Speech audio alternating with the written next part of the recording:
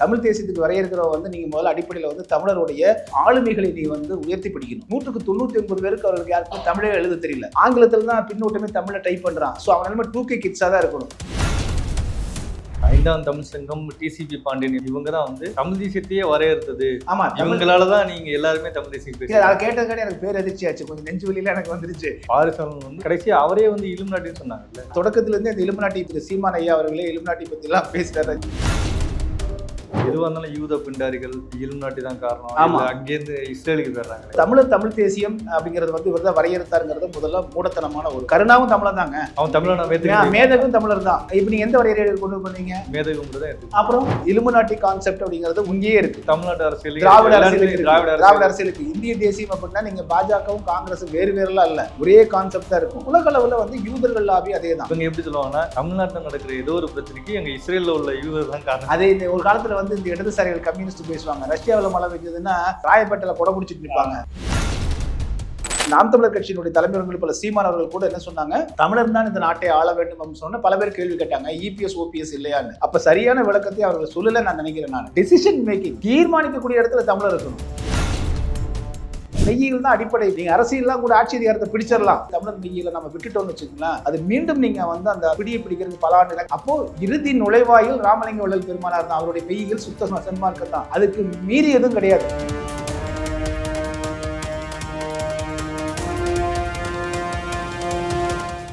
Study in Singapore, Mauritius. Easy entry to Canada, UK, Europe, Australia, New Zealand. For admission contact 7904-710-512. நகரம்பாய் சுருவுகளுக்கு வணக்கம். இன்றைக்கு பத்திரிகையாளர், மெய்யியல் ஆய்வாளர் விஸ்வா விஸ்வநாத் அவர்களை சந்தித்து மெய்யியல் குறித்தான சந்தேகங்கள் குறித்து பேச போகிறோம். சார் வணக்கம் பிரபா. ரொம்ப நாளாச்சு. ஆமாம் பிரபா.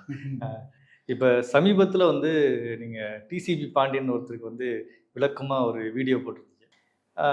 ஏன் இப்போ இந்த கேள்வி கேட்குறேன்னா, இப்போ முதல்ல அதுலேருந்து ஆரம்பிக்கிறேன்னா, டிசிபி பாண்டியன் தான் வந்து தமிழர் வரையறை பண்ணது, தமிழ் தேசியத்துக்கு வரையறை கொடுத்தது, தமிழ் தேசிய மெய்யியல் தமிழர்னு யார் வரையறை கொடுத்தது, தமிழ் தேசிய மெய்யியல் கொடுத்ததுன்னு சொல்லி அவரோட ஆதரவாளர்கள்னு சொல்கிறாங்க. அவரோட காணொலியே இருக்கு. நிறைய அவரை பற்றி தான் பேசுவாங்கன்னு வச்சுக்கோங்க, அந்த தீவிர தமிழ் தேசியவாதிகள்லாம். இப்ப சொல்லிக்கொள்வார்கள். தமிழ் தேசியவாதி நீங்க நீண்ட காலமா கிட்டத்தட்ட 30 வருஷமா வந்து இந்த மெய்யியல் சார்ந்த ஆராய்ச்சி, தமிழ் தேசியம் சார்ந்து நிக்கிறீங்க, மெய்யியல் சார்ந்த ஆய்வுகள் மேற்கொண்டு வரீங்க. இப்போ உண்மையிலேயே டிசிபி பாண்டியன் சொல்ற கருத்து சரியா, இல்ல நீங்க சொல்ற கருத்துக்கள் சரியா? இது கருத்து என்பதை விட உண்மை என்ன அப்படின்னு பார்க்கணும் நம்ம. இப்போ தமிழ் அப்படிங்கிறதுக்கு வரையறை வந்து பல்லாயிரம் ஆண்டு காலமா இருக்கு. அதை இவர் தான் வந்து கண்டுபிடிச்சாருன்னு சொல்ல முடியாது. தமிழர் என்பதற்கான வரையறை வந்து இது வந்து ரொம்ப எளிய வரையறை. ஆந்திரா கர்நாடகாவில் போயிட்டு யாருன்னு தமிழர் கேட்டால் அவங்க சொல்லிட போகிறாங்க. அந்த காலனியில் குடியிருக்கிறவங்க பூரா தமிழர்ன்ட்டு போயிடுவாங்க அவங்க. இங்கே நமக்கு தெரியும் யார் தெலுங்குன்னு தெரியும். ஆனால் இங்கே வந்து திராவிடம் என்ன பண்ணுச்சுன்னா, திராவிடம் என்ற சொல்லை வந்து எல்லாருக்கும் கொடுத்ததுனால நமக்கு தமிழர் யார் திராவிடர் யாருங்கிற அடையாள குழப்பம் ஏற்படுத்தினாங்க, திட்டமிட்டு ஏற்படுத்தப்பட்டது. அதனால தான் நமக்கு வந்து பார்த்தீங்கன்னா ஆட்சியாளர்கள் சில பேர் வந்து தமிழர்கள் நினைச்சிட்டு இருந்தோம். ஆனால் அவர்கள் சொந்த ஊர்லாம் வந்து பார்த்தீங்கன்னா தாய்மொழி வேறாக இருக்கிறது அப்படிங்கிறத பார்க்குறோம். நம்ம அரசியல் கட்சியில் இருக்கக்கூடியவர்கள் பார்க்குறோம். இந்த அடையாள குழப்பத்தை திட்டமிட்டே நமக்குள்ளே ஏற்படுத்தினாங்க. அதன் காரணமாக வேணா இங்கே தமிழர் யாருங்கிற வரையறை வந்து பிற்காலத்தில் வந்து ஊடகங்களில் கேள்வி கேட்கப்பட்டது. அது இப்போ பே மணியரசன் ஐயா போன்றவர்கள், சீமான் ஐயா போன்றவர்களும் தெளிவாகவே சொல்லிட்டாங்க தமிழர் யாருன்னு. இதுக்கு வந்து அவனவனுக்கு தெரியும், நான் தமிழரா தெலுங்கனா கன்னடான்னு அவனுக்கு தெரியும். நமக்கு தெரியும். பொய் பேச வேண்டிய அவசியம் யாருக்குமே இருக்காது. ஏதாவது ஆட்சி அதிகாரத்தை பிடிப்பதற்கு எல்லாரும் வந்து இது ஒரு நம்ம வடிவேல் படத்துல கூட தென்னாலின்னு ஒரு படத்துல வரும், ஒரு அமைச்சர் வந்து என்ன பண்ணா தமிழன்னு சொல்லிட்டு வந்து அமைச்சராயிருவான். அப்போ வந்து அது ஒரு தாய்மொழி தெலுங்கு அப்படின்னு வந்து அந்த தெனாலி சொல்லுவார். அந்த காட்சி நினைவிருக்குன்னு நினைக்கிறேன். ஓங்கி பலார் நிறையணும்னா அவர் முதல்ல தெலுங்குல தான் கத்துவார் அவர். ஸோ அவருடைய தாய்மொழி தெரிஞ்ச உடனே அவர் கிருஷ்ணதேவராயரே கேட்பார், அப்போ நீ வந்து தமிழன்னு சொல்லிட்டு ஏமாத்திட்டு ஆட்சிக்கு வந்திருக்கியா அப்படின்னு. இத்தனைக்கு அவர்கள் தெலுங்கர்கள், அவர்கள் கிருஷ்ணதேவராயரே தெலுங்கர் தான். அந்த படத்திலே இப்படி ஒரு காட்சி வந்திருக்கும். இதுதான் யதார்த்தமான சூழ்நிலை இருக்கு. ஸோ இப்படிப்பட்ட நிலையில தமிழர் யார் அப்படிங்கிறதுக்கு வரையறை வகுத்தவர் தான் இவருன்னு சொன்னதெல்லாம் வந்து பார்த்தீங்கன்னா காமெடி, பெரிய காமெடியில் அது. நான் இந்த ஐந்தாம் தமிழ் சங்கம், டிசிபி பாண்டியன் இவங்க தான் வந்து தமிழ் தேசியத்தையே வரையறுத்தது. ஆமா, இவங்களாலதான் நீங்க எல்லாருமே தமிழ் தேசியம் பேசுறீங்க. அதை கேட்டதுக்காக எனக்கு பேர் அதிர்ச்சி ஆச்சு, கொஞ்சம் நெஞ்சு வெளியில எனக்கு வந்துருச்சு. நான் கேள்விப்பட்டிருக்கேன்டா, பொய் அளவா பேசுறவன்னு ஏக்கர் கணக்கில் பேசுவான்னு கவுண்ட் பண்ணி சொல்லுவார் பார்த்தீங்களா. அந்த அளவுக்கு இவங்க பேசுற. அது மட்டும் இல்லை, சிலதெல்லாம் கரெக்டாக சொல்லிட்டே வருவாங்க. திடீர்னு இந்த வடிவேலு கிட்ட ஒரு அட்ரஸ் கேட்பார் தெரியுங்களா, ஒசாமா பின் லேடன் அட்ரஸ் கேட்பார் தெரியுங்களா, அந்த மாதிரி முன்னாடி பார்க்கறதுக்கெல்லாம் இந்த 5ஆம் தமிழர் சங்கத்தினுடைய காணொலிகள் விழியங்கள் எல்லாம் ஆமா ஓப்பனிங்லாம் நல்லா தான் இருக்கும். ஆனா ஃபினிஷிங் எப்போ பார்த்தீங்கன்னா அந்த அட்ரஸ் கேட்குற திரும்புவா பார்த்தீங்களா, கிழிச்சு சட்டெல்லாம் தொங்கும் தெரியுங்களா, அது போலதான் இவங்களோடது இருக்கு. திடீர்னு வந்து பார்த்தீங்கன்னா யூத பிண்டாரிகள், துர்க்கை, அப்புறம் வந்து பரசுராமன் அப்படின்னு போயிடுறாங்க அவங்க. இது வரைக்கும் நல்லா தானே வந்தீங்க, திடீர்னு என்னடா ஆச்சு, கழுத்தை பிடிச்சி கடிச்சிருவாங்க போலதான் அவங்க செய்யறாங்க. ஸோ இப்படிப்பட்டவங்க வந்து என்ன தங்களை அடையாளப்படுத்திக்கிறாங்கன்னா, நம்ம அவர்களை வந்து அது என்னத்தையா உலகிட்டு போகட்டும், அவங்களுடைய நம்பிக்கை அது இதனால தமிழ் தேசியத்துக்கு நிறைய சிக்கல் வருது. அதைத்தான் சொல்ல வர்றேன். இது ஒரு தனி செக்டாவே என்னத்தையும் பண்ணிட்டு உலகிட்டு போகட்டும். இதுவரை யூடியூப்ல ஏராளமான உடல் கூட்டங்கள் உலக அளவில் இருக்கு. ஒரு சிலர்லாம் வந்து கடவுள்கிட்ட போறோம்னு போய் அப்படி கூட்டமாக தற்கொலை செஞ்சுக்கிட்டு ஒரு பைத்தியக்கார கும்பல்லாம் இருக்கு. அது மாதிரி இதையும் ஒரு கும்பலை நம்ம தள்ளி விட்டு போயிடுவோம். ஆனால் இவர்கள் என்ன செய்யறாங்கன்னா, தமிழர்களுக்கு நாங்கள் தான் வழிகாட்டியா இருக்கிறோம், தமிழ் தேசியத்திற்கு நாங்கள் தான் தமிழ் தேசியத்தை வரையறுத்தோம் அப்படின்னு சொல்லும் பொழுதுதான் நாம் அங்கே குறுக்கிட வேண்டியதா இருக்கு. யாரா நீங்கன்னு கேட்க வேண்டியதா இருக்கு. தமிழ் தேசியத்துக்கு வரையறுக்கிறவ வந்து நீங்க முதல்ல அடிப்படையில் வந்து தமிழருடைய ஆளுமைகளை நீ வந்து உயர்த்தி பிடிக்கணும். அவரிடம் சிறு குறை இருந்தாலும் கூட உயர்த்தி பிடிக்கணும். மாறாக அவர்கள் வந்து இல்லாத குறையெல்லாம் பெரிய குறையாக சொல்லி அவர்களை பூரா திட்டமிட்டு அடிப்பது. அவருடைய காணொலிகள்லாம் நான் கொஞ்சம் பார்த்தேன். நான் யாரெல்லாம் இங்கே வந்து தமிழர்களுக்காக முன்னின்று அவர்களால் இயன்ற பணிகளை செய்கிறாங்களோ அவர்களெல்லாம் தமிழர்கள் கிடையாது, இவர்கள் பிறமொழியாளர்கள், யூத பிண்டாரிகள், இவர்கள் வந்து அதே போல வந்து துர்க்கையினுடைய வடிவம் அப்படின்லாம் உளறி அவங்கள வந்து வாந்தி எடுத்து வச்சு அவர்களை பின்பற்ற ஒரு கூட்டத்துக்கு வந்து ஒரு தனியாக வந்து ஒரு சைக்கலாஜிக்கலாக என்ன பண்ணுறாங்கன்னா உளவியல் பைத்தியக்காரர்களாக்குறாங்க. அவங்க அதனை பின்பற்றக்கூடிய எப்படி இருக்காருன்னா இவர்களை விட மோசமா இருக்கா. நமக்கு வந்து பின்னூட்டம் எழுதும்போது தெரியும், அவர்களுக்கு 199 பேருக்கு அவர்களுக்கு யாருக்கும் தமிழே எழுத தெரியல, ஆங்கிலத்தில் தான் பின்னூட்டமே தமிழில் டைப் பண்ணுறான். ஸோ அவன் நிலைமை 2K கிட்ஸாக தான் இருக்கணும். ஏன்னா இப்படி ஒரு மூடத்தனத்தை பைத்தியகாரத்தை நம்புறான்னா அது கண்டிப்பாக சின்ன வயசு பசங்களாக தான் இருக்கணும். ஓரளவுக்கு விவரம் தெரிஞ்சவன் கண்டிப்பாக அப்படி சுய அறிவு உள்ளவன் யோசிக்க மாட்டான். ஸோ கண்மூடித்தனமாக நம்ம ஒரு கூட்டம் எதுவாக இருந்தாலும் யூத பிண்டாரிகள் இலுமினாட்டி தான் காரணம். ஆமா, அங்கேருந்து இஸ்ரேலுக்கு போயிடுறாங்களே. எதுக்கு நான் என்ன கேட்குறேன்னாங்க, அதை நம்ம வருவதற்கு முன்னாடி சொல்லிடுவோம். இப்போ தமிழ் தேசியம் அப்படிங்கிறது வந்து இவர் தான் வரையறுத்தாருங்கிறது முதல்ல மூடத்தனமான ஒரு இவருடைய கற்பனாவாதம். இது தமிழர் யாரு அப்படின்னு எடுத்துக்காட்டா நீங்க வந்து தமிழ் தேசிய இயக்கத்தை பேரியக்கத்தை எடுத்துட்டீங்கன்னா மணியரசன் ஐயா தெள்ள தெளிவாகவே அந்த பெரியார் திடல வைத்த கூட்டத்தில் சொல்லிட்டார். 1956க்கு முன்பாக இருக்கக்கூடியவர்களும் அவர்கள் எல்லாம் நாங்கள் தமிழ்நாட்டினுடைய குடிமக்களாக தமிழர்கள் கிடையாது, சிட்டிசன்ஸ் ஆஃப் தமிழ்நாடுன்னு ஏத்துக்குவோம். ஏன்னா 400-500 ஆண்டுகள் இங்கே இருந்துட்டாங்க. ஆனால் 56க்கு பிறகு இங்கே குடி வரக்கூடியவர்களை நாங்கள் வந்து வேற்று மாநிலத்தவராக தான் பார்ப்போம். ஸோ ரொம்ப தெளிவான வரையறை அது.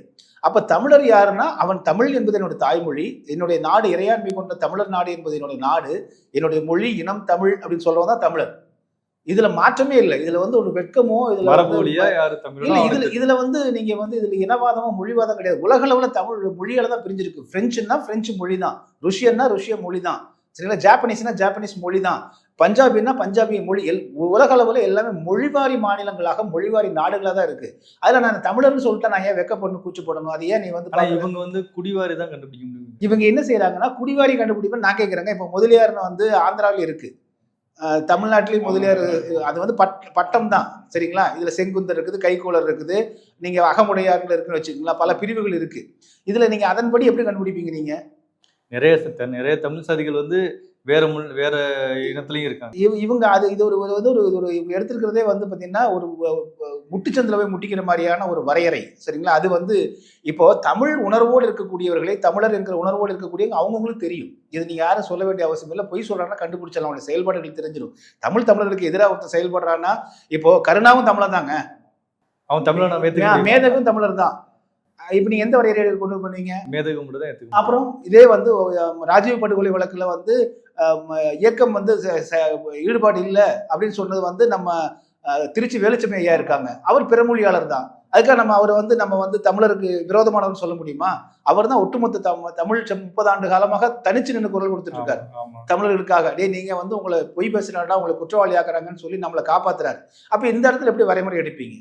அப்போ நீங்க சிம்பிளா சொல்லணும்னா, இப்போ நாம் தமிழர் கட்சியினுடைய தலைமையர்கள் பல சீமான் அவர்கள் கூட என்ன சொன்னாங்க, தமிழர் தான் இந்த நாட்டை ஆள வேண்டும் அப்படின்னு சொன்ன பல பேர் கேள்வி கேட்டாங்க, இபிஎஸ் ஓபிஎஸ் இல்லையான்னு. அப்ப சரியான விளக்கத்தை அவர்கள் சொல்லல நான் நினைக்கிறேன். நான் அது என்ன சொல்லியிருக்குன்னா, டெசிஷன் மேக்கிங், தீர்மானிக்கக்கூடிய இடத்துல தமிழர் இருக்கணும், அவன் தமிழ் உணர்வு கொண்டவனா இருக்கணும். இப்போ நீங்கள் இபிஎஸ்ஓ ஓபிஎஸ்ஓ வந்து தீர்மானிக்கக்கூடிய இடத்துல அப்போ அவங்க இல்லை அவங்க, ஏன்னா அந்த அப்பதான் ஆட்சி முடிஞ்சு வர்றாங்க. அந்த நேரத்தில் தன்னந்தனியாக இண்டிபெண்டா டிசிஷன் எடுக்கக்கூடிய அளவில் அவங்க கூட இல்லை. எனவே அந்த வரையறை செல்லாதுன்னு அப்போ சொல்லியிருந்தாங்கன்னா அது சொல்லியிருக்கலாம், அவங்க சொல்ல தவறிட்டாங்க. அப்போ தமிழ்நாட்டில் யார் இருந்தாலுமே முடிவெடுக்கக்கூடிய இடத்துல தமிழர் இருக்க வேண்டும், அந்த ஆட்சி பொறுப்பினுடைய உச்சத்தில். இதுதான் தமிழ்நாட்டை தமிழர் ஆள வேண்டும் சொல்றது. இந்த கேள்வியே ஏன் வருது? வேற ஒருத்தர் ஆண்டதுனால தான் எங்களுக்கு பிரச்சனை. நீங்க ஆரம்பத்திலிருந்தே தமிழ் ஆண்டு இருந்தானா பிரச்சனையே இல்லைங்கிறதான அது. ஸோ இதையெல்லாம் வரையறுத்தது வந்து இவங்க தான் அப்படின்னு சொன்னா என்ன அர்த்தம்னா, அது வந்து உச்சமற்ற காமெடின்னு சொல்லலாம். அது சிரிக்கிறத விட வேதனையா இருக்கு. இவர்கள் தவறான அடுத்த தலைமுறையை வந்து ஒரு குறிப்பிட்ட தலைமுறை இளைஞர்களை தவறான தகவல் கொடுத்து பண்றாங்க. அதே போல் நீங்க வந்து பார்த்தீங்கன்னா தமிழ் கடவுளான முருகன், விநாயகர், சிவனை நாங்கள் முதலாக டிசிபி பாண்டியன் தான் இது தமிழ் கடவுள் என்றும் அவர்கள் சித்தர்கள் என்றும் நிறுவினார்கள்ன்றாரு. தென்னாடுடைய சிவனே போற்றி அப்படிங்கிறது ஆயிரக்கணக்கான ஆண்டுகளாக நமக்கு தெரியும். தமிழ் கடவுள்னா முருகன் தான், அது தென் கடவுள்னே பேர். இதுக்கு அவன் வடமொழிக்காரனே சொல்றது தென் கடவுள் தான் சொல்றான். இதுல நீங்க வந்து வடக்கு நோக்கி தெற்கு பார்த்து இருக்கக்கூடிய தெக்கினாமூர்த்தி என்பவன் அவர் வந்து நம்முடைய தமிழ் கடவுள், அதனால தெற்கு பார்த்து வச்சிருக்காங்க. துர்க்கையும் பிரம்மனையும் நீங்க வந்து சைவ கோயில வடக்கு பார்த்தா வச்சிருப்பாங்க. அவர்கள் நம்ம கடவுள் இல்லை. இதுல தெளிவாக இருக்கா? சைவம் வரும் பொழுதே பிரம்மனை கொண்டு பிரம்மன் சிலை எங்க வச்சிருக்காங்க? தண்ணி ஒரு இடத்துல வச்சிருப்பாங்க, பார்த்துருக்கீங்களா? அது எதுக்கு தண்ணி ஒரு இடத்துல வச்சிருக்காங்க? அது அவமதிப்பது ஒரு செயல் தான். அது அவன் நம்மாலே இல்லைங்கிறதுக்காக சொல்றாங்க அவங்க. அதுலதான் நீ பஞ்சாயத்தாயி பிரம்மன் கொண்டே முருகன் கூட உனக்கு பிரணவ மந்திரத்துக்கு பொருள் சொல்லலான்னு கேட்கிறாரு, பிரணவத்துக்கு பொருள் சொல்ல தெரியலன்னா பிடிச்சி சிறையில் அடைச்சிடறாரு. ஸோ பிரம்மனை தவட்டி எடுத்திருக்காங்க இங்கே. அதனால அவர் அதை கொண்டு போய் தண்ணி சலதாரை இடத்துல மேல உட்கார வச்சிருக்காங்க, துர்க்கை தள்ளி உட்கார வச்சிருக்காங்க. இவர்கள் வடமொழி அப்படிங்கிறதுனால வச்சிருக்காங்க. அது வந்து சைவ நெறியிலே அப்படி கொண்டு வரப்பட்டிருக்குது, சரிங்களா? ஸோ இதுல நீங்க முரண்பாடுகள் இருந்துச்சுன்னா அதெல்லாம் சொல்லுங்க, நான் வேண்டான்னு சொல்லல. ஆக அப்பொழுதே அவங்க வந்து கேட்டகரைஸ் பண்ணிட்டாங்க. இவர்கள் வடமொழி தெய்வங்கள், இவர்கள் வடக்கிருந்து வந்த தெய்வங்கள், இவர் தெற்கிருந்த தெய்வங்கள் அப்படின்னு வந்துருச்சு. ஸோ தெற்கு தான் தலை அப்படின்னு திருவருட் பிரகாச ராமலிங்க வள்ளல் பெருமாள் தெளிவா சொல்றாரு. பூமிக்கு தெற்கு தான் தலைன்றார் அவர், வடக்கு கால்ன்றார் அவர். எனவே அறிவில் சிறந்தது வந்து தலையிட்டு இருக்கிறதுனால அறிவில் சிறந்திருக்கிற காரணம் வந்து தெற்கில் உள்ளவர்கள் அறிவில் சிறந்ததுக்கு காரணம் தெற்கு தான் தலை அப்படிங்கிறதுக்காக ஒரு காரணத்தை சொல்றாரு. ஆக இப்போ இவர்களெல்லாம் வரையறுத்து இந்த டிசிபி பாண்டியன் என்று சொல்லக்கூடிய இந்த முட்டுச்சந்தில் போய் முட்டிக்கிட்டு எல்லாத்தையும் வந்து சட்டை கழிச்சு திரிகிற மாதிரி எல்லாம் வரையறை இல்லை. தமிழ் என்பதற்கு வரையறை பல்லாயிரம் ஆண்டு காலமா இருக்கு. இடைப்பட்ட காலங்களில் மறைக்கப்பட்ட காலத்துல திருவருட் பிரகாச ராமலிங்க வள்ளல் பெருமாள் தமிழ் என்ற அந்த 3 எழுத்துக்கு மட்டுமே கிட்டத்தட்ட 4 பக்கம் விளக்கம் எழுதியிருக்காரு. இத்து கூட்டல் இம்மு கூட்டல் ஈ கூட்டல் இல்லைன்னா என்ன பொருள், அது என்ன ஒலி வருகிறது, என்ன ஓசை வருகிறது, அதுவும் தமிழ் என்பது ஆண்மொழி நிரூபிச்சது அவரு தான், நிறுவனர் அவரு தான். அப்போ டிசிபி பாண்டியன் வள்ளலாரோட பெரியாளா?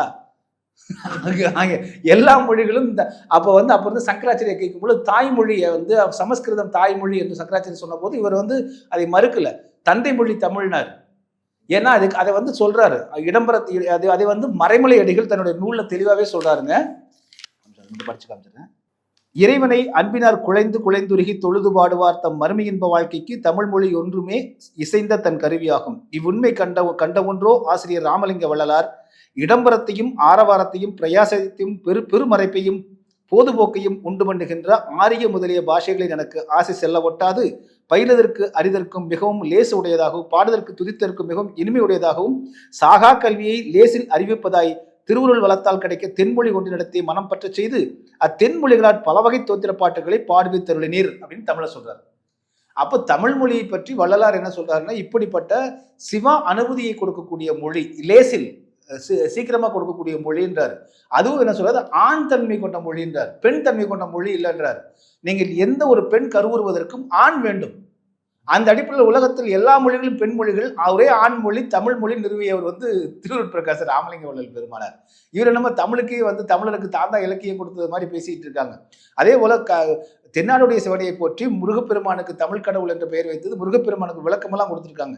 இவர்கள் அடிப்படையில் இந்த பாண்டியன் கோஷ்டி இருக்கு இல்லைங்களா, இவர்கள் எடுத்திருக்கக்கூடிய வாதங்கள் சான்றுகள் எல்லாம் வந்து பார்த்தீங்கன்னா ரொம்ப மொக்கையா இருக்குங்க. கூகுளில் உட்கார்ந்த இடத்துல ஒரு கிரவுண்ட் ஒர்க் தான் பண்றாங்களே ஒழிய கூட வந்து யூத பிண்டாரிகள், ஆமா, கொஞ்சம் அரண்மனை காஞ்சனாவில இருந்து கொஞ்சம் காட்சிகள் எடுத்துக்கிறது, அப்புறம் வந்து இந்த படம் சந்திரமுகில இருந்து காட்சிகள் எடுத்துக்கிட்டு இந்த பசங்களுக்கு பேய்க்கதை சொல்லுவாங்க தெரியுங்களா, குழந்தைங்களுக்கு நீங்க பேய்க்கிட்டே அங்க போகாதரா முக்கனாக்கு வந்துட்டு இருப்பான், அங்க போன பூச்சாண்டிக்கு வந்துட்டு இருப்பான். இதே தான், இதை வைத்துக்கொண்டு அங்கேயும் இங்கேயும் ஒட்டுனதெல்லாம் நிறைய காணொலியில் வந்து பார்த்தீங்கன்னா இவர்கள் வந்து வெளியிருந்து எடுத்ததா இருக்கு. இப்போ ராமலிங்க கடைசியா வந்து பாரிசாலன் வந்து அவர் அங்கிருந்து அவர் வந்தார், டிசிபி பாண்டியன் கூட தான் இருந்தவர் வந்தவர். கடைசியா அவரே வந்து இலுமினாட்டின்னு சொன்னாங்கல்ல. ஆமா, இந்த தொடக்கத்துல இருந்து இந்த இலுமினாட்டி இப்போ ஈவன் நான் ஒரு காலத்துல வந்து திரு சீமான் ஐயா அவர்களே இலுமினாட்டி பத்தி எல்லாம் பேசிட்டார், ரஜினிகாந்த் சொன்னார். நான் அப்பவே முகநூல்ல மறுத்து எழுதினேன். ஐயா இது வந்து முத்திரை, தமிழருடைய முத்திரை இருக்குது, இதுல முத்திரை யோகம்னே இருக்கு, மிகச்சிறந்த பலனை எளிய அளவில் கொடுக்கக்கூடியது, நாங்களாம் பிராக்டிஸ் பண்ணிட்டு இருக்கோம், நாங்களாம் பயிற்சி கொடுத்துட்டு இருக்கோம், இதெல்லாம் ஆய்வுகள் பண்ணி நாங்கள் கண்டுபிடிச்சது. எல்லா கோவில் சிற்பங்களிலும் சிலைகளிலும் இருக்கக்கூடிய முத்திரை வடிவங்கள் என்பது அடுத்த தலைமுறைக்கு நாடகம் மூலமாகவும் நாட்டியம் மூலமாகவும் இந்த முத்திரையினுடைய யோகத்தை கடத்த வேண்டும் என்கிற சிந்தனையோடு பண்ணினது அது அப்படின்லாம் நம்ம சொல்லி அதை பற்றி விளக்கம் கொடுத்துருந்தோம். ஆனால் அவருக்கு வந்து பார்த்தீங்கன்னா பின்னாடி வந்து இந்த மாதிரி ஒரு கும்பல் இருந்திருக்கணும். அவருக்கு இது இலுமினாட்டி கான்செப்ட் அப்படிங்கிறது உலக அளவில் ஒரு பின்னாடி இருந்து ஒரு அமைப்பு இயக்குது அப்படிங்கிறது ஒரு எல்லாத்துக்கும் ஒரு இது இருக்கு. இது இங்கேயே இருக்கு, சரிங்களா? இங்க இப்போ இந்திய தேசியத்தை எடுத்துக்கிட்டீங்கன்னா இந்திய தேசியத்துக்கு இருக்கு, இங்க தமிழ்நாட்டு அரசியல், திராவிட அரசியலுக்கு. இந்திய தேசியம் அப்படின்னா நீங்க பாஜகவும் காங்கிரஸும் வேறு வேறுலாம் இல்லை, ஒரே கான்செப்ட் தான் இருக்கும். இத்தனை பேசக்கூடிய பாஜக வந்து இதே வந்து இயக்கத்தின் மீது தடையை எடுத்துக்கணுமா வேண்டாமா? நாங்கள் தனி ஈழம் வாங்கி கொடுக்க போறோம்னு சொன்னவங்க ஏன் எடுக்கல? அவர்களுக்கு வந்து இந்திய தேசியம்ங்கிற அந்த மறைந்த நிற்கக்கூடிய ஒரு அந்த லாபி இருக்கு இல்லைங்களா? அந்த லாபி வந்து பார்த்தீங்கன்னா அது தமிழருக்கு எதிராக தான் இருக்கும். இங்கே திராவிட லாபி அதே மாதிரி தான், உலக அளவில் வந்து யூதர்கள் லாபி அதே தான். ஏன்னா நீங்க அமெரிக்கா பின்புலத்தில் இருக்கக்கூடிய பெரும் பணக்காரர்கள் பூரா யூதர்கள். இது இவரெல்லாம் இவங்க எப்படி சொல்லுவாங்கன்னா, தமிழ்நாட்டில் நடக்கிற ஏதோ ஒரு பிரச்சனைக்கு எங்க இஸ்ரேல்ல உள்ள யூதர் தான் காரணம். அதே இந்த ஒரு காலத்துல வந்து இந்த இடதுசாரிகள் கம்யூனிஸ்ட் பேசுவாங்க, ரஷ்யாவில் மழை பெஞ்சதுன்னா ராயப்பேட்டையில கொடை பிடிச்சிட்டு இருப்பாங்க. தோழர்களே பாருங்கள், அமெரிக்க ஏகாதிபத்திய சதியை பாருங்கள், இங்கே மழை பெய்கிறது, மழை ரஷ்யாவில் பெஞ்சிட்டு இருக்கும். ஸோ அதே ஒரு கும்பல் தான் வச்சுக்கலாம் இவங்க. இதுல என்னன்னா இவர்கள் வந்து முன்வைக்கக்கூடிய வாதங்கள் எல்லாமே அபத்தமான வாதங்களா இருக்கும், ரொம்ப சிறுபிள்ளைத்தனமா இருக்கும், ரொம்ப லாஜிக்கலா ஆழமாவெல்லாம் இருக்காது. தமிழ் கடவுள்கள் சொல்றது வந்து விநாயகரை வந்து சித்தராகலாம் எங்கேயுமே சொல்லலை, சரிங்களா? விநாயகர் என்பது முழு முதற் கடவுள் என்ற பெயர் சொல்றது வந்து அது உண்மையில் சொல்ல போனால் மூலாதாரத்தை குறிக்கக்கூடிய ஒரு சொல்லாக ஒரு ஒரு குறியீடாக தான் முதல்ல சொல்லப்பட்டு, மூலாதாரத்தும் விநாயகர் அகவிலே வந்து பார்த்தீங்கன்னா மூலாதாரத்து மூன்று கடலே காலால் உதைத்து அப்படின்னு வரும், அந்த வரிசை அவர். அது வந்து நீங்கள் முழுக்க நீங்கள் வந்து பார்த்தீங்க அப்படின்னா காற்று என்கிற சுவாச காற்றினுடைய அதை ஊதி உடல் சூட்டை அதிகரித்து நீங்கள் அந்த அக்கினியை மேலேற்ற வேண்டும் அப்படிங்கிறது தான் அடிப்படையே. இது திருவருட் பிரகாச ராமலிங்க வள்ளல் பெருமானார் நீ அந்த யோகம் செய்யாமலே நீங்கள் இதை வந்து அந்த உடல் சூட்டை ஏற்படுத்திக் கொள்ள முடியும் நிரூபிக்கிறார். நீங்கள் உங்களுக்கு தேவையான உடல் சூட்டை நீங்கள் தனித்தவம் செய்தோ யோகம் செய்தோ காடுகளுக்கு சென்றோ தனித்திருந்தோ செய்ய வேண்டிய நாட்கணக்கில் கோடிக்கணக்கான ஆண்டுகளை செஞ்சீங்கல்ல, அதெல்லாம் வேண்டாம். இறைவர் திருவுள்ளத்தால் இதை நீங்கள் அரை சாமத்தில் அடைய முடியுன்றார். அப்படி அடைந்தவர் தான் அவரு. அந்த உடல் சூடு அதிகரித்து அடைந்தா என்ன ஆகுன்னா, உடல் வந்து சிம்பிளான லாஜிக் தாங்க. ஒரு மனிதனுடைய உடம்பை எரிக்கிறோம் இல்லைங்களா? எரிச்ச உடனே என்ன ஆகுது? அது கடைசியில எலும்பும் சாம்பலும் நிற்குது. எலும்பும் சாம்பலும் ஏன் எரியல? அதுக்கான டெம்பரேச்சர் பத்தல இல்லை, அது இன்னும் அதிகப்படியா நீங்க சூடு ஏற்றினீங்கன்னு வச்சுக்கோங்களேன், அதுவும் கரைஞ்சிடும். அப்ப மற்ற உடல் பாகங்கள்ல என்னவா ஆச்சு? சதை இதெல்லாம் இருந்துச்சுல்ல, அது என்னவா ஆச்சு? அது காத்துல போயிடுச்சுன்னு சொல்றோம்ல, அது என்ன வாயுவா மாறிடுது. நீங்கள் உடல் வந்து போகல, இந்த உடலினுடைய சதை இதெல்லாம் வந்து நெருப்பு அதிகமாக வைக்கும் போது அது மீண்டும் ஆவியாக என்ன எடுத்துக்காட்டு நமக்கு வந்து புரியுற மாதிரி சொன்னா, தண்ணீருக்கு என்ன சொல்றோம்? H2O சொல்றோம். ஹைட்ரஜன் 2 பங்கு, ஆக்சிஜன் 1 பங்கு. இப்ப ஹைட்ரஜன் தனியா இருந்தா ஆக்சிஜன் தனியா இருந்தா தண்ணின்னு சொல்லுவோமா? அப்ப 2 ஹைட்ரஜன் சேர்ந்து ஒரு ஆக்சிஜன் சேர்ந்துச்சுன்னா திரவமா மாறிடுது. அதை நீங்க சூடு பண்ணீங்கன்னா திரும்ப என்ன ஆகுது? வாயுவா மாறிடுது. இதுதான் உடம்புமே. இதுதான் தசவாயுக்கள் அப்படின்னு சித்தர்கள் சொல்றாங்க. 10 விதமான வாயுக்கள் உடம்புல இருக்குப்பா, 10 விதமான வாயுக்கள் 10 விதமான வேலை செய்யுது. இப்ப நான் வந்து நம்மளுடைய வயிற்றுல இருந்து வந்து மலத்தையோ சிறுநீரையோ வெளியே தள்ளுறது, குழந்தை இப்ப வந்து உந்தி தள்ளுவதெல்லாம் செய்யக்கூடியது வந்து அபான வாயு அப்படின்னு ஒரு வாயு. அந்த வாயு தான் அந்த வேலை செய்யுது. நமக்கு நான் பேசுறதுக்கு வந்து பார்த்தீங்கன்னா இன்னொரு வாயு இருக்கு. எல்லாவற்றையும் 10வது வாயு தனஞ்சயன் ஒரு வாயு அப்படின்னு சொல்றாங்க. இந்த தனஞ்சயன் வாயு தான் ஃபென்டாஸ்டிக். அது அதனுடைய வேலை என்ன தெரியுங்களா?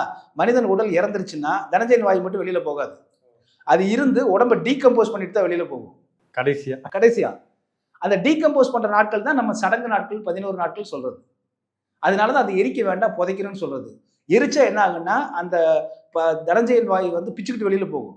அது கொலைக்கு சமம், அது உயிர். அது அந்த உடம்புக்குள்ள கேள்விப்பட்டிருக்கேன். சுடுகாட்டுல வந்து எரிக்கும் போது வந்து டக்குன்னு எந்திரிச்சு அது கை கால் விரைப்பினால வர்றது. அது அதுக்கு சம்பந்தம் இருக்கு. அந்த எலும்புகள் வந்து இல்ல, அதுல இருந்தும் ஒரு வாயு வெளியே வரும்னு சொல்லுவாங்க. நீங்க 1960களிலேயே பிரபா இந்த உயிர் எப்படி வெளியில போகுதுன்னு வெளிநாடுகள் ஆய்வு பண்ணா என்ன பண்ணான்னா, ஒரு இறக்க போற சில நிமிடங்கள் இறக்க போற ஒருத்தரை அவருடைய அனுமதியோடு குடும்பத்தின் அனுமதியோடு என்ன பண்ணா, கண்ணாடி திக்கான கண்ணாடி கூட்டுக்குள்ள வச்சு சுற்றிலும் எல்லா மருத்துவர்களுக்கு வந்து ஆய்வு பண்ணாங்க.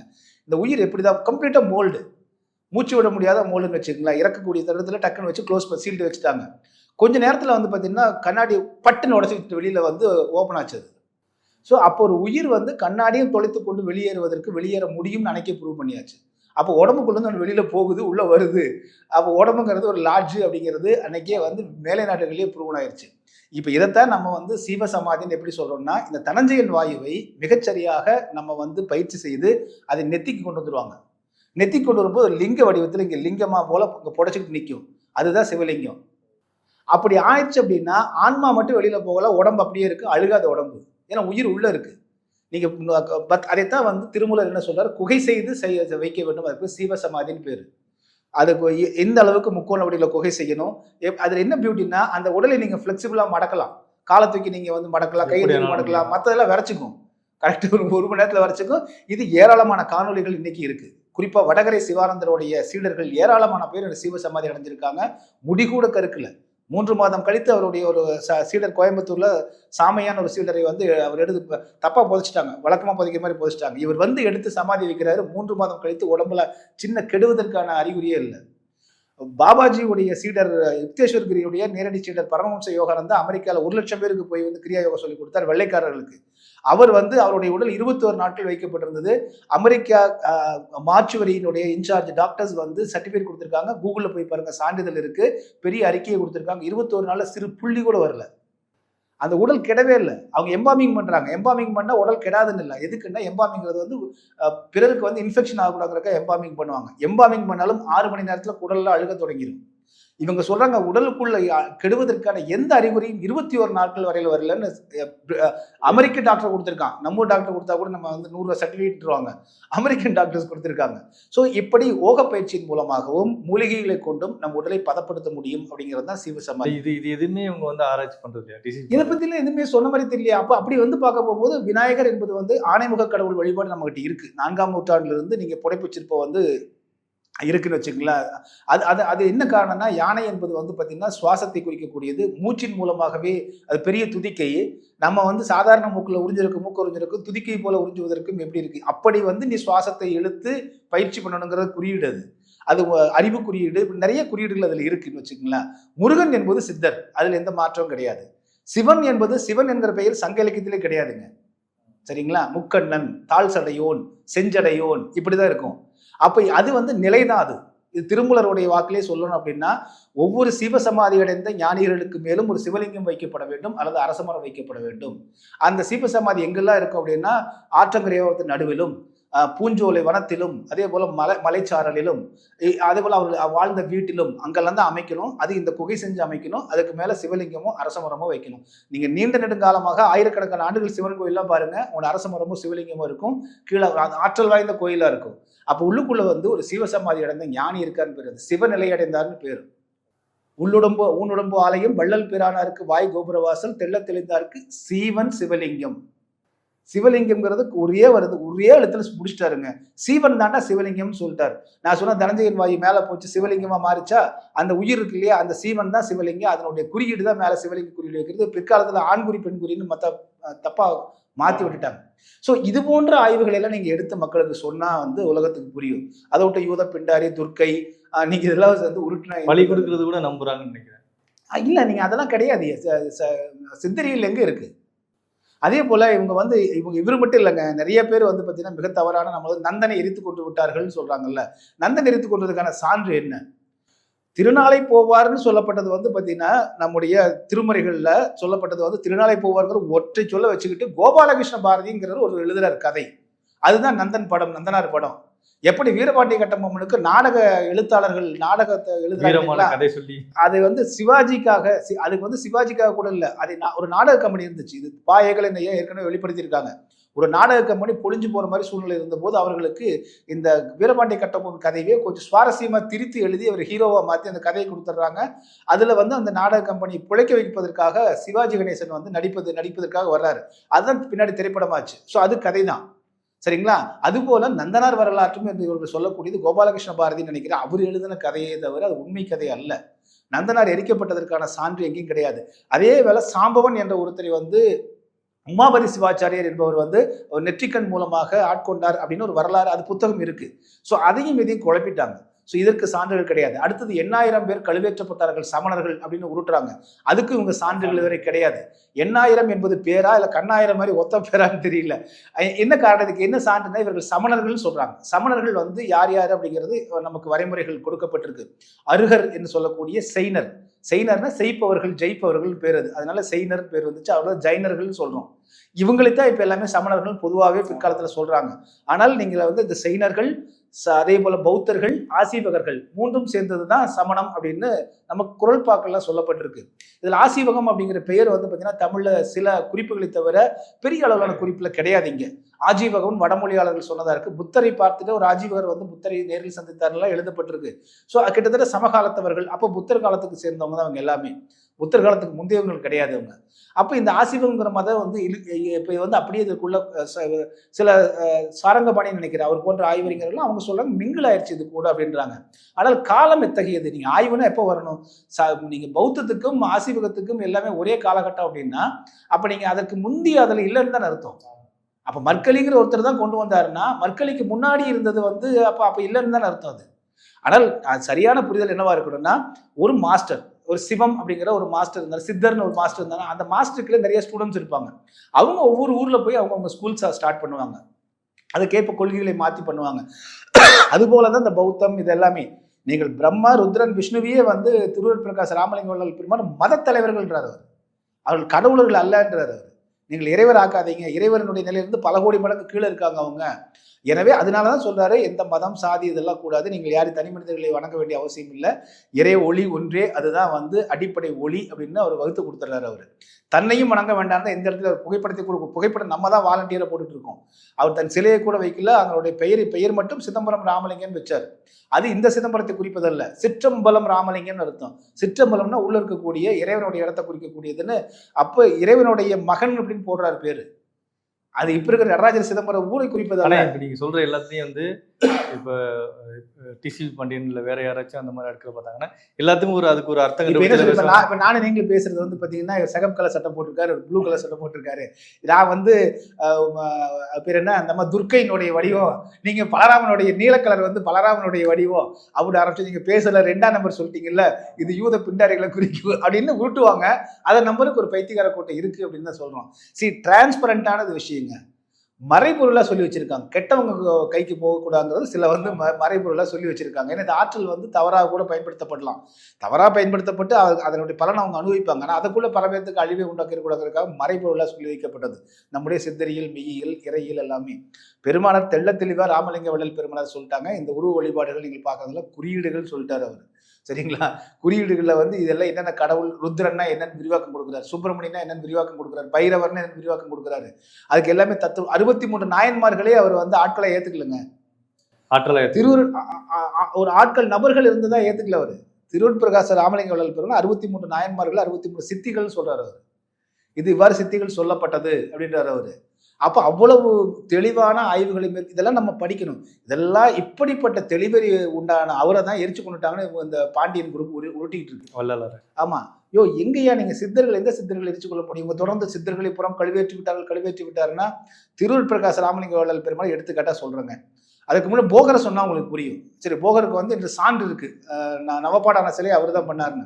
போகர் ஒரு நாள் பழனிக்கு கீழே வந்துட்டு தெருவில் போயிட்டு இருக்கும்போது தண்ணி குடிக்கிறதுக்காக போறாரு. அங்க இருந்த சில வந்து இந்த உயர்தட்டு சாதியை சேர்ந்தவர்கள் என்ன பண்றாங்கன்னா, இவர் போய் தண்ணி கேட்டோன்னே இவர் பார்த்து அழுக்கான உடையுது. சரிங்களா? இவர் தண்ணி கேட்ட உடனே வந்து இவங்க அதெல்லாம் இல்லை போ அப்படின்னு விரட்டிடுறாங்க. இவர் பார்க்குறாரு, அங்கே ஒரு பூனை ஓடிட்டு இருந்திருக்கு. பூனையை கொண்டு வந்து வச்சு நடுவில் உட்கார வச்சு பூனையை வேதம் பாட சொல்லிட்டாராம். பூனை வேதம் பாடி இருக்கு. அப்புறம் தான் இவங்க திரு ஓடி வந்திருக்கானுங்க. இது அவரோட வாழ்வில் நிகழ்ந்ததாக, போகர் வாழ்வில் நிகழ்ந்ததாக பதிவு செய்யப்பட்டிருக்கு. இதே மாதிரி ஒரு நிகழ்வு அருட்பிரகாச ராமலிங்க வள்ளல் பெருமானாருடைய வாழ்க்கையில் நடக்குது. அப்போ சிதம்பரத்தை சேர்ந்த ஒரு தபால் ஆபீஸ்ல வேலை செஞ்சவர், அவர் ஏதோ பிரபலா பாணின்னு, அது பாணின்னு ஒரு பேர் முடி, எனக்கு பேர் நினைவில்லை. அவர் 6 மொழிகள் தெரியும். போறவன்ல கிண்டல் பண்ணிருப்பாரு, என்னையாச்சும் அங்கே போய் வடலூர்ல எல்லாம் சோத்து தின்னுட்டு வெட்டியாக வந்துட்டு இருக்கானுங்க அப்படின்னு சொல்லுவாரு. இது அவருக்கு எல்லாருக்கும் தகவல் வந்துருச்சு. ஒரு நாள் அவர் வந்திருக்காரு. அவர் நேரடியாக வந்துட்டார். நேரடியாக வரும்போது அவர் கிட்டத்தட்ட 1 கிலோமீட்டருக்கு வரக்கு முன்னாடியே இவர் இங்கே எல்லாத்தையும் உட்காந்து பேசிட்டு இருக்கும்போது சொல்றாரா, நம்ம அறிவுரை சொல்வதற்கு ஒருவர் வந்து கொண்டு இருக்கிறாருன்னு. வந்த உடனே அந்த ஆள் வந்த உடனே தொழுவூர் வேலாயுத சீடருடைய 4 வயது சிறுவன், அவன் பேர் திருநாகேச்சரம், அந்த பையனை கூப்பிட்டு உட்காருப்பா தம்பி அப்படின்னாராம். அவர் முன்னாடி உங்களுக்கு எத்தனை மொழி தெரியும் அப்படின்னாராம். ஒரு 6-7 மொழிகள் தெரியுமா, 5-6 மொழிகள் தெரியும்னாராம். உங்களுக்கு தெரிந்த எந்த மொழியில் வேண்டுமானால், என்ன கேள்வி வேண்டுமானால் எம்மை பற்றி இந்த சிறுவனிடம் கேளுங்கள், அவர் அந்த மொழியிலேயே பதில் கூறுவார் அப்படின்னாராம். தனக்கு இத்தனை மொழி தெரியும், இதை வந்து தெரிஞ்சுக்கிட்டார் அப்படின்னு அவருக்கு பயங்கர அதிர்ச்சி. அவரு பேச முடியல, அந்த அளவுக்கு ஸ்டக் ஆயிட்டார். கொஞ்ச நேரம் பொறுத்து அமைதியா அந்த கேளும் கேளும் கேளும்னு 7 முறை சொல்லியிருக்காரு ராமலிங்க வள்ளல் பெருமானார். அப்போ அவர் வந்து வணங்கிட்டு போயிட்டார் அவர். இது போன்ற ஏராளமான நிகழ்வு. ஒருத்தன் வந்து ஒரு வீட்டில் தன்னுடைய பக்தனுடைய வீட்டில் வந்து திடீர் துணி எடுத்து வீசுறாரு, பக்தர் வீட்டில் வந்து நெருப்பு பிடிச்சி வச்சு நான் அணைக்கிறேன்னு சொல்லியிருக்காரு. ஆக அதே போல வந்து அவருடைய ஒரே நேரத்தில் 2 இடங்கள் அவர் இருந்ததுக்கான சான்றுகள்லாம் இருக்கு. ஆக இப்படிப்பட்ட ஒரு சிறப்பு வாய்ந்த ஆற்றலை பெற்றவர் அவர். இதெல்லாம் சித்திகள்னு சொல்லக்கூடியது. இதெல்லாம் கிடைச்சது அவருக்கு. 64.7 கோடி எனக்கு சித்துகள் கிடைக்கப்பட்டது. இறைவன் எல்லாம் எனக்கு சித்துகள் கொடுத்தது. அதை வந்து எதையுமே அவர் மிஸ்யூஸ் பண்ணல, அபியூஸ் பண்ணல. பலதையும் அவர் வந்து ஒவ்வொரு முறையும் இந்த மாதிரி அற்புதங்கள் சொல்லிடுவாராம். இது வெளியில் சொல்லக்கூடாது, இது இறைவன் செய்த செயல் அப்படின்னு சொல்லியிருக்காரு. அதனால பலதும் வந்து வெளியில வரல. அதனாலதான் அவரை பற்றி நம்ம வந்து ஆதாரங்களை இவங்க வந்து பொய்ய பரப்பும் போது அதற்கு சான்றுகளோடு நம்ம வந்து பேச வேண்டியிருக்கு. ஆமா, பேச வேண்டியது இருக்கு. ஸோ இது ஒரு சிறப்பு ஆற்றல் பெற்ற ஒரு இருந்தார். எல்லா மனிதருக்கு, இது அவருக்கு மட்டுமே இல்லைங்க. அவர் சொல்றாரு, உனக்கு எனக்கு எல்லாத்துக்குமே முடியும்பா, நீ செய்யும் தான் சொல்றாரு அவரு. தான் மட்டும்தான் செய்வேன்னு சொல்றது இல்லை. இதெல்லாம் நீங்க அப்படிப்பட்டவரை வந்து அவர் எரிச்சு கொண்டுட்டாங்கன்னா, ஒருவர் வரக்கூடியவன் ஒரு என்ன தன்னை பற்றி சிந்திக்கிறான அளவுக்கு அவர் உணரக்கூடிய அளவுக்கு அவருடைய ஐக்கியூ அந்த அளவுக்கு இருந்திருக்கு. ஸோ உணர்ந்து கொள்ளக்கூடியவர் வந்து தன்னை வந்து கொலை செய்ய வர்றா அப்படிங்கிறதுக்கு வருவாரா? ஏன் இவ்வளவு செஞ்சவர் அவர் இருந்தது. ஒருவேளை இவங்க கிடைக்கிற ஞான உடலே கிடைக்கல, ஞான உடலே கிடைக்கலங்க, சரிங்களா, வச்சுக்கலாம் எடுத்துக்காட்டா. ஏன் ஒரு ஜீவ சமாதி கூட ஆயிருக்க முடியாதா? ஆமா, தன் உடலை பக்கம் எல்லாமே தெரிஞ்சவர் வந்து இன்னைக்கு வடகரையில செய்யறாங்க. இன்னைக்கு வடகரை சிவானந்தருடைய சீடர்கள் இன்னைக்கு செய்யறாங்க, சிவசமாதி ஆகிறாங்க, எளிய அளவில் ஆகிறாங்க. பரமஹம்ச யோகானந்தா ஆனாரு, உடம்புக்கு வந்து பதப்படுத்தினார். ஏன் ராமலிங்க வள்ளலாருக்கு தெரியாதா? அப்ப எவ்வளவு முட்டாள்தனமான அபத்தமான வாதம். இவர்கள் இந்த டிசிபி பாண்டியனும் இந்த 5ஆம் தமிழர் சங்கம் யாருக்கும் கூலிக்கு வேலை செய்யறாங்க, சரிங்களா. இவர்கள் வந்து தமிழ் தேசியத்துக்கு இல்ல பொய், தமிழ் தேசியத்தை கெடுப்பதற்கான வேலை தான் பண்றாங்க. தமிழுடைய மெய்யில சிதைப்பது. அது குறிப்பா வந்து பாத்தீங்கன்னா ஒவ்வொருத்தரா இப்ப எடுத்துக்கிறாங்க. இப்ப அடுத்தது என்ன பண்றாங்கன்னா, இவங்களை வைகுந்தர போய் எடுக்கிறது. இப்படி ஒவ்வொருத்தரா எடுத்து யாரெல்லாம் தமிழனுடைய அடையாளமாக கருதப்படுகிறார்களோ, மதிக்கப்படுகிறார்களோ, அவர்களெல்லாம் இவர்கள் வந்து பாத்தீங்கன்னா இவர்கள் யூத பிண்டாரிகளால் கொலை செய்யப்பட்டார்கள் என்பதான ஒரு வதந்தியை பரப்புறது. ஒரு சமூகத்துக்குள்ள வந்து உண்மையை சொல்ல போனா ஒரு சமூக விரோத செயலை செய்யறாரு இவர். அதனாலதான் நம்ம கடுமையை எதிர்க்க வேண்டியதா இருக்கு. நீ வந்து திருவருட்பிரகாச ராமலிங்க வள்ளல் பெருமானார் பத்தி உனக்கு என்ன மண்ணாங்கட்டி தெரியும்? நீ அதுக்கு வந்து பேசுறது கிடையாது. மாறாக பலராமையா என்ற ஒரு நூலை எழுதிட்டார். பலராமையா அவரே பித்து பிடிச்ச மாதிரி ஒரு புத்தகத்தை எழுதினார். அந்த ஆளுக்கே வெற்றி கிடைக்கல. அதையெல்லாம் சான்ற ஆதாரமா சமகாலத்தவர் கிடையாது. இது நீங்க வந்து நான் என்ன சொல்றேன்னா, நீ அவர் இறந்துட்டாரு, இல்லை அவர் வந்து தற்கொலை செய்து கொண்டார் சொல்லி உனக்கு என்ன? அதனால நீ எதையாவது அவர் பின்பற்றினியா? அவர் சொன்ன ஒரு ஒழுக்கத்தையாவது நீ பின்பற்றிருக்கியா? பின்பற்றினா அவர் வந்து என்ன நிலை அடைஞ்சான்னு தெரியும். அந்த கருணை நிலை என்ன, அது தயவு நிலை என்ன அப்படிங்கிறது தெரியும். நாங்கள்லாம் உணர்றோம் அவரை, சரிங்களா. அப்போ உனக்கு உணர தெரியலன்னா உன்னுடைய மரமண்டைக்கு தெரியலன்னு அர்த்தம். உனக்கு மக்கு மண்டைக்கு தெரியாம தான் நீங்க வந்து அவர் அப்படி ஆயிட்டார் இப்படி ஆயிட்டாரு எவனோ சொன்ன கதைகளை வந்து பரப்பிக்கிட்டு இருக்க. இவருடைய அடிப்படை வந்து முழுக்க முழுக்க தமிழ் தேசியத்தை, தமிழ் தேசியர்கள் தெளிவு பெற்றுவிடக்கூடாது. தமிழர்களுடைய மெய்யியலை பற்றி தெளிவு. எங்க மெய்யியல் தான் அடிப்படை பிரபா. நீங்க அரசியல்லாம் கூட ஆட்சி அதிகாரத்தை பிடிச்சிடலாம். இன்னைக்கு வந்து அந்த திராவிட இயக்கங்கள், இந்திய தேசிய இயக்கங்கள்லாம் நாளைக்கு ஓஞ்சு போயிட்டான்னு வச்சுக்கோங்களேன், இயல்பாகவே தமிழ் தேசியம் வந்துடும், ஆட்சியை பிடிச்சிடுவாங்க. மக்கள் ஒரு இப்படிங்கிற செகண்ட் தான் அவங்க எல்லாம் கை விரல இருக்கு. அது ஒரே நாள்ல தமிழ் தேசியம் கூட வந்து இப்ப கெஜ்ரிவால் வரலையா? ஆமா, அந்த மாதிரி வந்து வருவதற்கு வாய்ப்பு இருக்கு. அதனால அரசியல் எப்பொழுது வேண்டும். ஆனால் மெய்யியல்ங்கிறது, தமிழர் மெய்யியலை நம்ம விட்டுட்டோம்னு வச்சுக்கோங்களேன், அது மீண்டும் நீங்க வந்து அந்த அந்த பிடியை பிடிக்கிறதுக்கு பல ஆண்டுகள், 50 ஆண்டுகள் ஆச்சுங்க. 50 வயதாச்சு. 15-16 வயதுல இருந்து நான் இதை பத்தி தேடுறான்னா அவ்வளவு சுத்தி விடுறானுங்க குழப்பம். அவ்வளவு குழம்பி விடும்போது தெள்ள தெளிவாக சித்தர்களை பிடிச்சு அப்படியே ராமலிங்க வள்ளல் பெருமானார் வழியா வந்தா மட்டும்தான் தெளிவு கிடைக்குது.